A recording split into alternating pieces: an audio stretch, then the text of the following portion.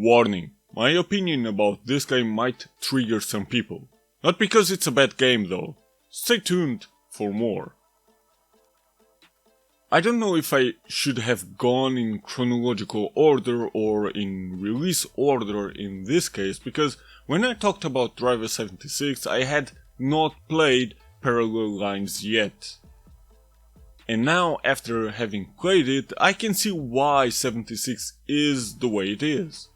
What I said in that video still stands regardless, and as a result, I will repeat some of the same things in Parallel Lines. However, I have to excuse 76 a bit because ultimately, how that game turned out was a result of Parallel Lines being the way it is.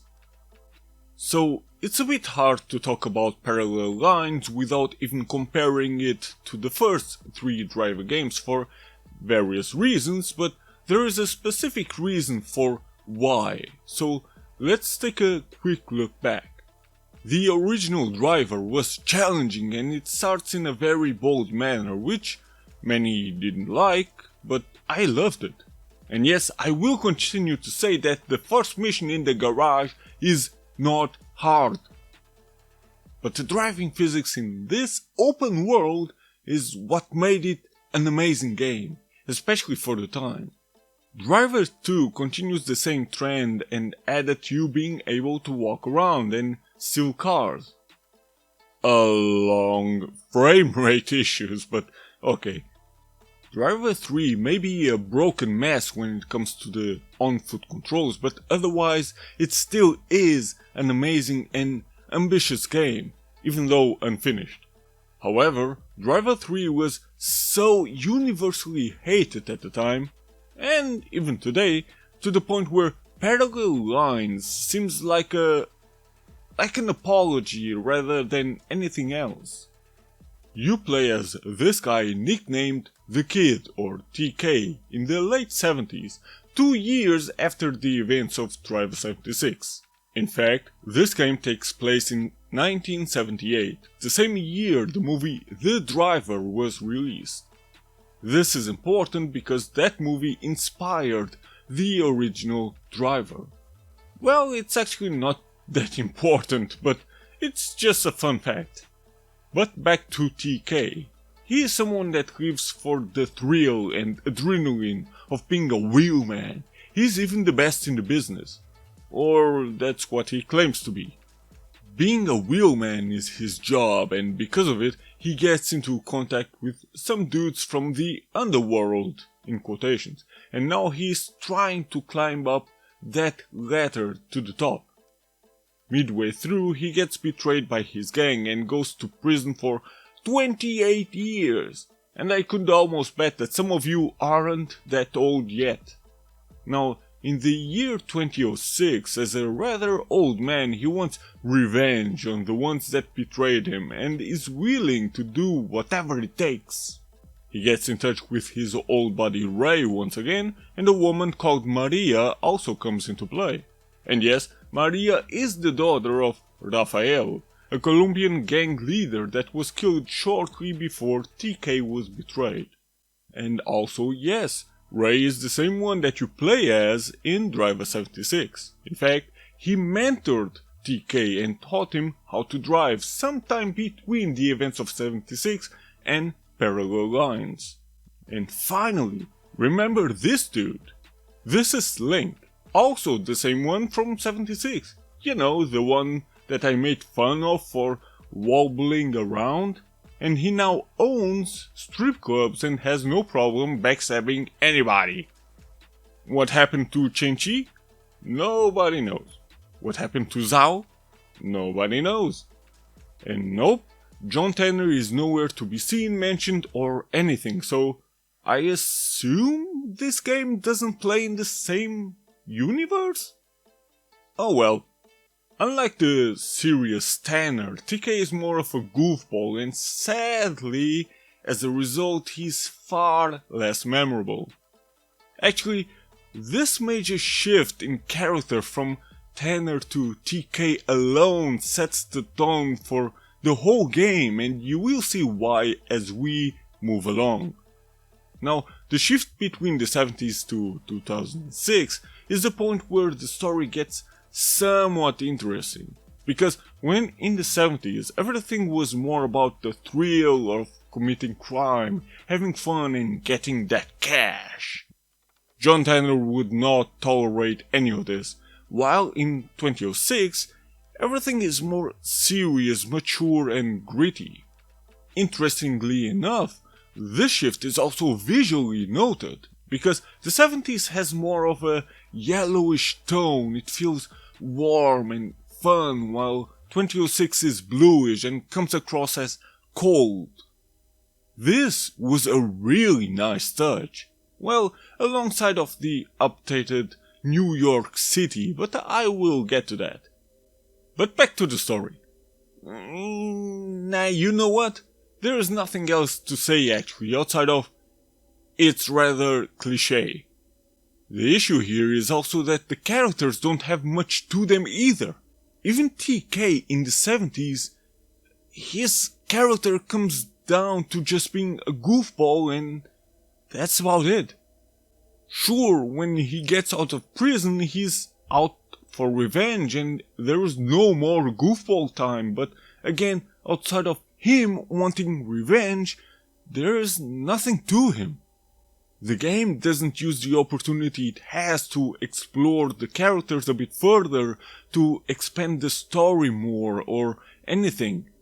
If you don't much care about the story anyway, then Parallel Lines is fine the way it is, I guess. But if you do care about it and expect something amazing or deep, then there's nothing to see here. Now sure, yes I know, even the events with John Tanner were not that amazing, but at least his events were more interesting and thrilling. The characters were also simply more memorable. I mean, who the hell will remember any of these characters? Now in comparison, even just considering Driver 2 alone, no Driver 3 and no original Driver, who remembers Tanner and Jericho? See what I mean? Now, looking at visuals, while the game looks quite good, it still seems scaled back compared to even Driver 3. Sure, New York is quite big, but so were Nice or Istanbul. Many of the buildings in Parallel Lines seem like copy and paste. There also don't seem to be many landmarks or anything. Well, but then again, I've never been to New York, so I don't know. And as a result, experiencing this city feels kind of empty after a while. New York is not bad looking by any means, but it's a bit more basic. The same goes for the cars and their damage models. I mean, the damage is still here. You can still shoot the tires and windshields, and some cars are even based on real ones from their respective periods. But just like the city, everything seems scaled back. Heck, even the damn driving physics were simplified a lot. Of course you can still fishtail around and such, but overall there is no more challenging physics where you had to fight to keep the car under control. Every vehicle feels more glued to the ground. The suspension doesn't struggle nowhere near as much even with the 70s cars, etc. Simply put, it feels less realistic. I mean, considering how big the city is and Driver 3's reception, I can somewhat understand why Parallel Lines is a bit scaled back, but seriously, this much? Hell no. But hey, the walking is at least better here, and that also goes for the shooting around. Well, the auto aim is heavy on this one, but at least you won't have the same problems you had in Driver 3. The difficulty was also scaled back a lot. Yeah, I know, I'm constantly mentioning scaled back and such, but that's what Parallel Lines is, a very scaled back driver. I hope you still remember President's Run or get the clue and how hard they were to beat. Heck, even chasing Kalita in Driver 3 was quite something, and even compared to that mission, Parallel Lines as a whole is a joke. Almost every single mission is a cakewalk, and I can't help but feel very disappointed. Again. The game is by far not as easy as Driver 76, but it's still easy. Low medium at best. Sure, the missions have variety and that's nice. It's also nice that Parallel Lines focuses more on the actual driving instead of running and gunning because... yeah, Driver 3.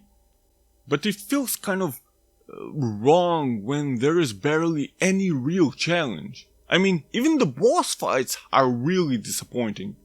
Just look at me against Slink and how fast I was able to defeat him. All bosses are like this. They can be defeated quite easily. And you know what? I got really annoyed by the last boss.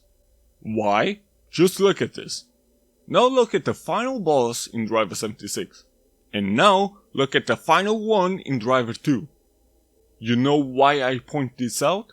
It's because the developers didn't seem to have had any ideas on their own for a finale and simply just recycled what has been done already. But at least here you can take the helicopter down yourself instead of chasing it around. But really I simply prefer to chase it around. One thing that makes this game insanely annoying is the traffic. It's not everywhere in the city and during the night the traffic is quite fine. By the way, there is a day to night cycle. But damn, during the day in both periods there is way too much traffic to the point where you have to constantly slow down or hit everything. I mean, I get what they were trying to do here and it actually is quite fun dodging all these cars while you simply drive for fun in high speeds or escape the police, even from the bumper view. But Parallel Lines thought that adding too much traffic adds good challenge. And, well, while in a way it is true that traffic can add good challenge, when it's too much of it like here, then it just adds unnecessary frustration.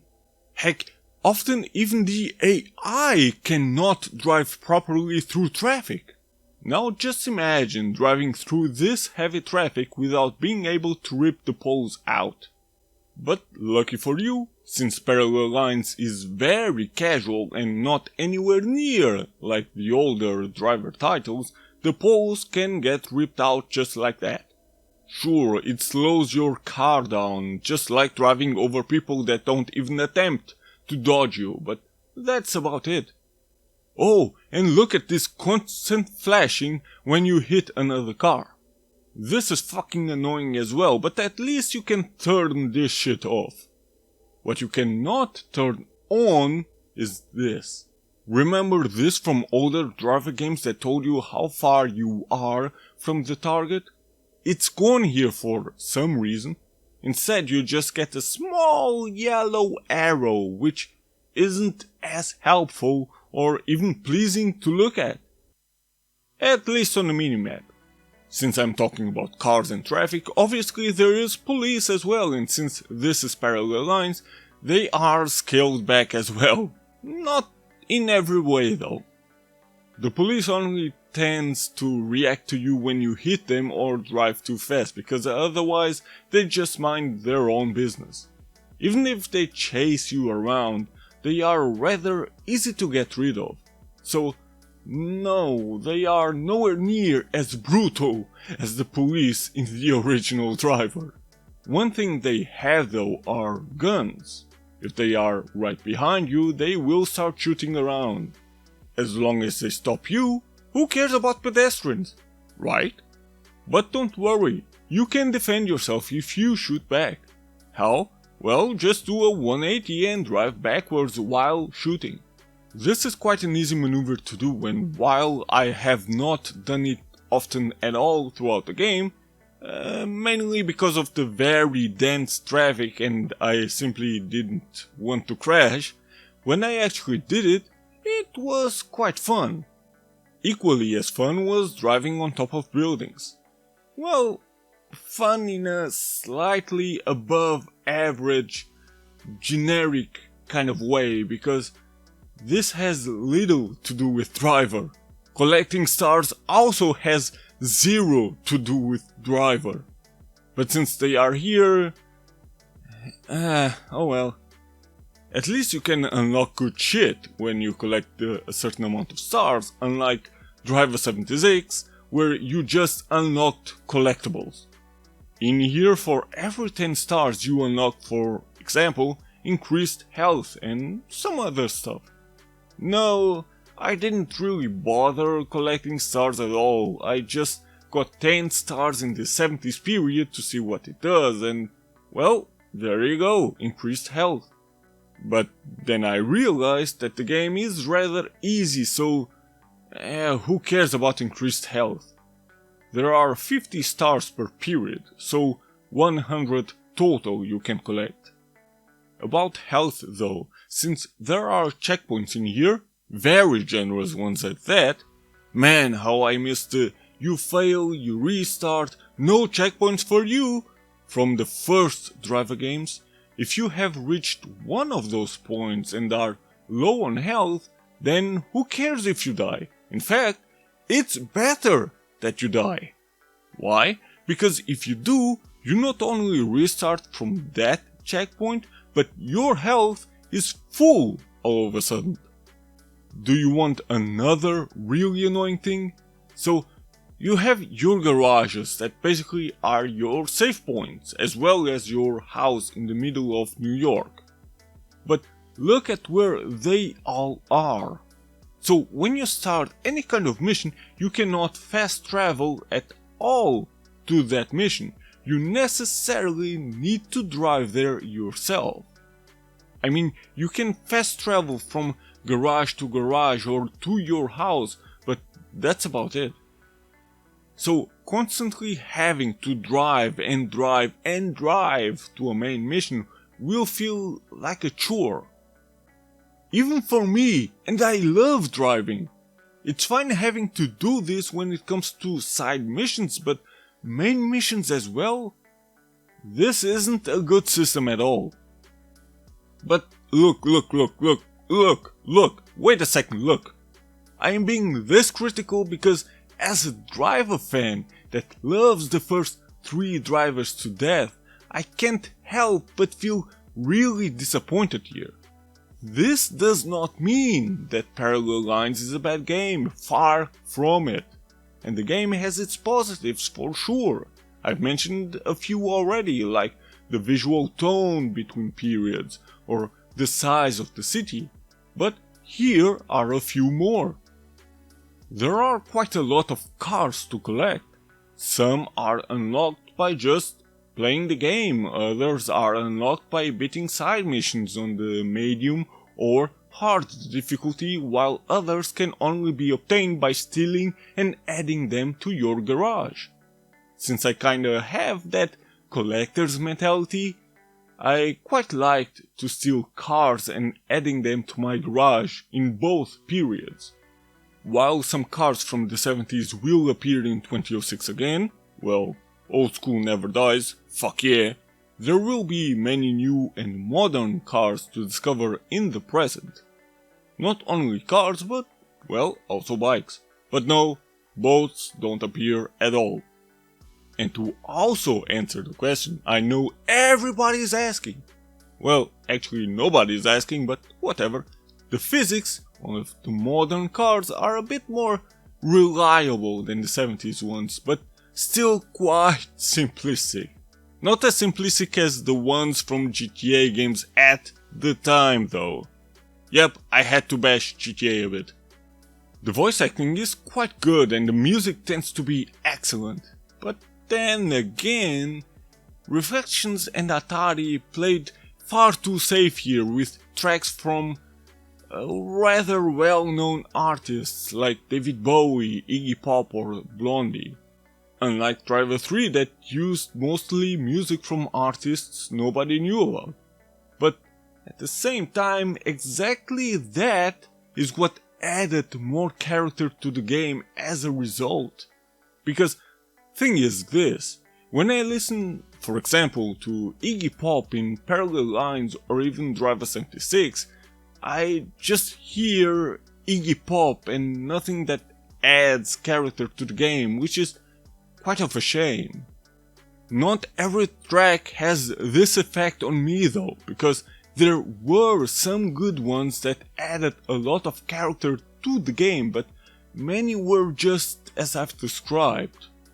But going to the garage once more, similar to Driver 76, you can upgrade and repair your vehicles by using the cash you earn from side missions. Mind you that the police and other goons can shoot, for example, your tires.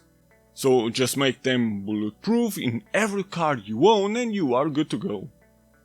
And really, those bulletproof tires and even windows are the only real thing you should use your money for, because upgrading your cars otherwise is, well, a waste of cash when you can easily unlock pure race cars. Well, okay, if you get all 50 stars, again 50 per period, then you can upgrade whatever you want for, well, free. If you want to go through all that trouble. And there are also CP. So maybe you have noticed that you have two meters here. One is for your car and the other is for yourself.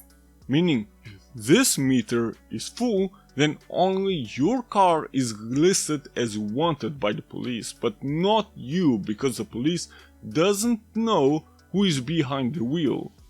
Essentially, in that case, you can just steal another car and the meter goes down to 0. If this meter is full, then you are wanted. And no matter if you change cars or not, the police will recognize you.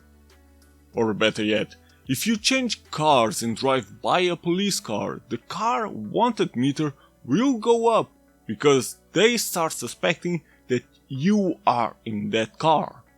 In that case, if you just drive away, the meter goes down.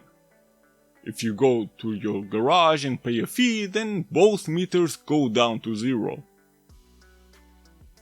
Yes, I know, I made it sound that I hate Parallel Lines because for the most part I was rather criticizing it. But in reality I don't hate the game at all, because if I just take the title, Driver, out of it, then this is a fun game. Somewhat generic and, well, forgettable compared to other open world games that were out at the time, but still kind of fun. But I can't help and feel very disappointed about this game because of the title. Parallel Lines isn't a good representation of the franchise at all. This and even Driver 76 are Driver just by name, because otherwise they are just slightly above generic open world games that can even be called GTA clones. And no, the older Driver titles are not that.